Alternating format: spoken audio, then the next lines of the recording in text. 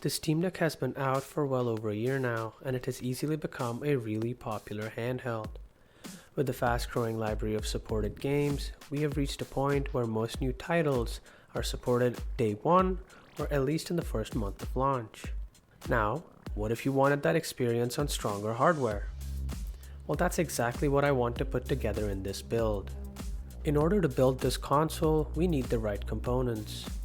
The main constraint is that we will be running AMD GPUs. For the GPU, I went with an AMD Radeon RX6600XT.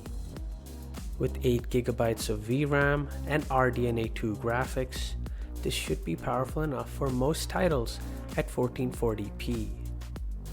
It's important to note that we are aiming for frame rates and fidelity in the performance modes that we see on current gen consoles. For the CPU, we're going with the Ryzen 5 5600X. With 6 cores and 12 threads, it has a base clock of 3.7 GHz and a max boost clock of up to 4.6 GHz. As for the memory, we're going with 16 GB of DDR4 RAM. All these components will be assembled on an A520M ITX motherboard by AsRock. It's important to note that this isn't necessarily future-proof, as the upgrades would be limited to the AM4 socket. And for the case, we went with the NZXT H1. This comes with a built-in 750-watt power supply and a 140mm AIO.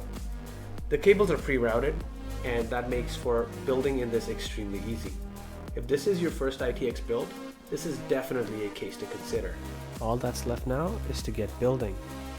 To ensure the CPU is installed correctly, all you have to do is make sure the arrow lines up with that on the motherboard.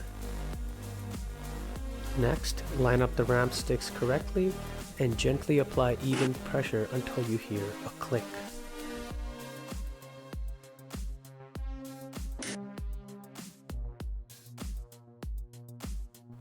For storage, I went with a 500GB Samsung 980 Pro nVMe SSD.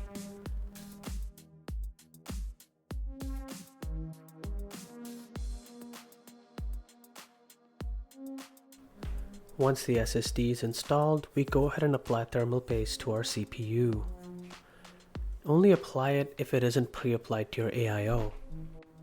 We install the IO shield to prepare our case to install the motherboard. Once the motherboard lines up with the IO shield, we can go ahead and secure it to the case. Once that's done, we install the PCIe riser cable to our motherboard. Next, we install the AIO. Make sure to evenly tighten both screws so the pressure across the CPU is even. And you won't believe it, but we're almost at the end of our build. All that's left now is to install the graphic card. Make sure to secure the AIO and fasten both screws. Once that's finished, we can proceed to install our graphic card. While installing the GPU, you need to make sure that it lines up correctly with the riser cable. You'll know it's installed correctly when you hear a click. After that, install the power cable to the GPU. And the build is now complete. You can go ahead and slide the outer casing back in and install the side panels.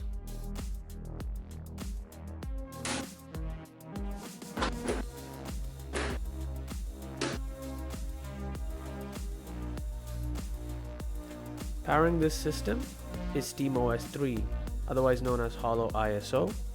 This is a desktop adaptation of the OS you see on the Steam Deck.